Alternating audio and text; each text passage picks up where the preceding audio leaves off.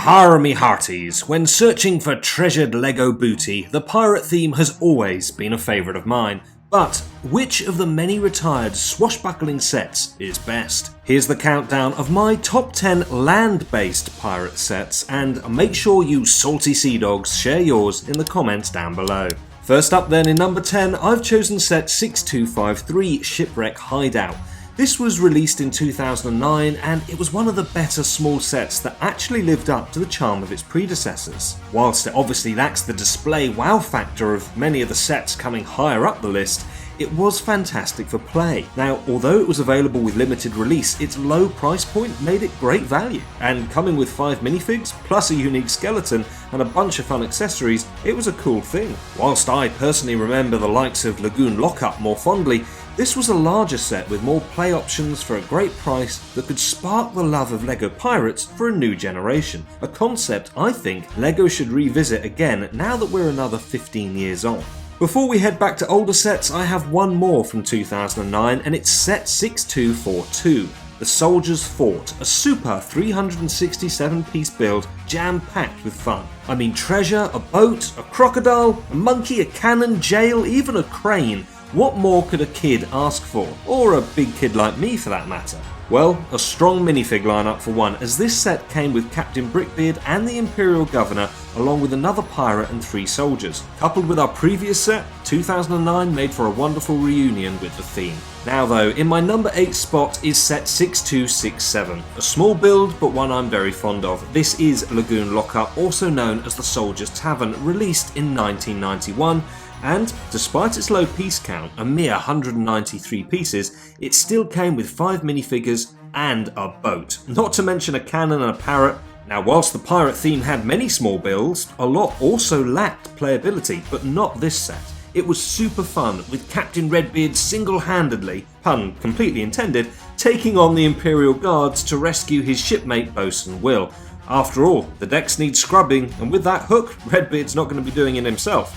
In my 7th spot though, we sail back even further to a 1989 release, set 6270 The Forbidden Island, aka Pirate Island. This brings back nostalgic memories of building what seemed then like an incredible pirate stronghold. I had to double check this really only had 182 pieces, as I recalled it being brilliantly impressive, offering hours of play where the imagination could run wild. I mean, this was the first land base for the pirates, and it even featured a sea blue base plate with printing on it for the grass and sand of the island. We got Captain Redbeard, of course. I mean, for a guy with a limp, he did get around some. And of course, a couple of his trusty crew, Bosun Will and First Mate Rummy. There was also a captive Imperial soldier who fell foul of the trapdoor, but was always trying to escape from his cell, the cheeky swine. Of course, if he did escape, our pistol-wielding monkey might get him if Polly the parrot raised the alarm in time. Failing that, the shark might take a nip or two as he tried to steal the little boat that also came with this build. Overall, this was a set that not only looked good, but was crammed with play features. Next up, I've picked 6281 from 1997, namely Pirate's Perilous Pitfall. This set was great for unique minifigs, breaking away from some of its predecessors which had repeatedly given a poor balance in this area. More than that though, here was a sprawling land base with a big visual difference to other sets in the theme, whilst combining multiple different play features. It's our big rocky outcrop here though that is the star of the show, with a wheel-like boulder that could be sent spinning down the mini mountain to give the 2 reprehensible members of the Imperial Armada a bit of a headache. Then as we reach my top 5, I've chosen set 6273, Port Jamaica's Rock Island Refuge. Released in 1991, this set featured every minifigure available in the Pirates range at the time, apart from Governor Broadside.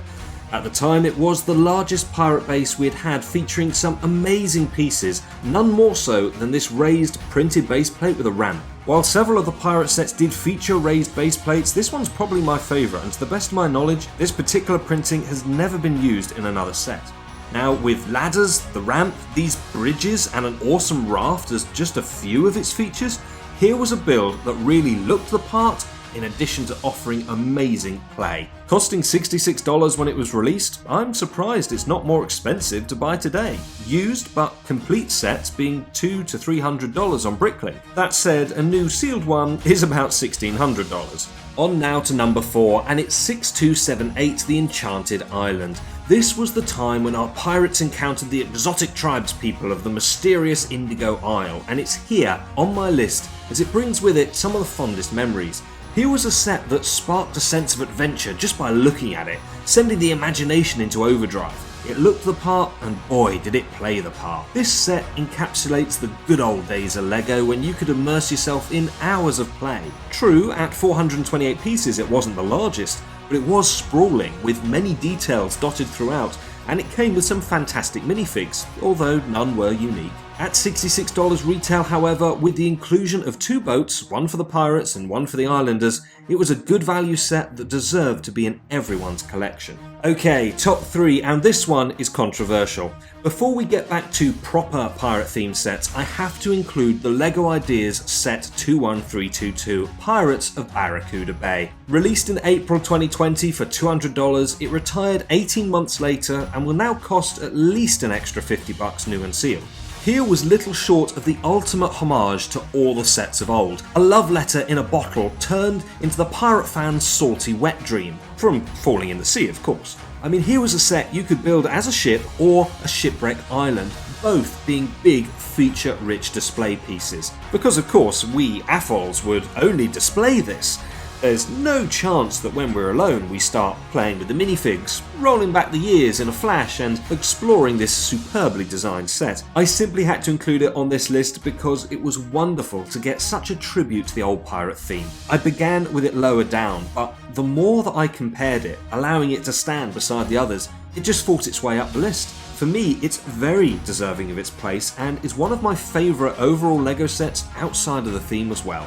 Next up is 6276, the original Eldorado Fortress, and at the same $66 price tag as our number 6 set, Rock Island Refuge, but this time released 2 years earlier in 1989, this bigger 500 plus piece set was little short of extraordinary. This was a real AFOL set because not only is it packed full of features for play, it's something to proudly display and it's bursting with story, allowing your imagination to run wild. Now, I have to combine this slot with the new version of this build, set 10320, the Eldorado Fortress from 2023. This technically isn't under the Pirates theme, coming under the Icons line instead, but let's not split hairs. It was a wonderful choice to bring this modern retelling to all those who never got the original. The main difference is of course the cost. Our modern version, until it retires later this year, retails for $215. A used but complete 6276 on Bricklink starts around $240, whilst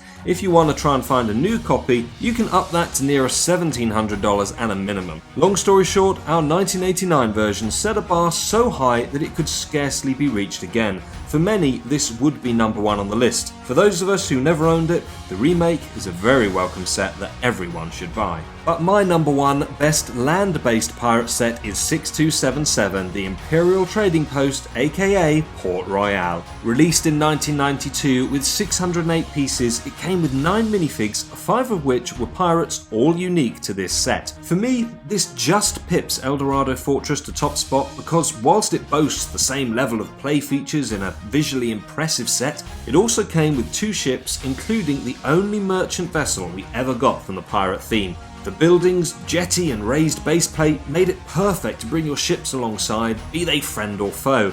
And that for me is what made it the best, because whether you wanted to have naval battles or to fight on land, this was the centre of the theme's world. Of course, it's all personal, these are my favourites, and whilst they were generally commercially successful, that isn't everything. What do you agree with and what would you change? Let me know your favourites below. Hit like and subscribe or I'll make ye walk the plank. Catch you next time, landlubbers, when we look at the best pirate ships that ever sailed the LEGO seas.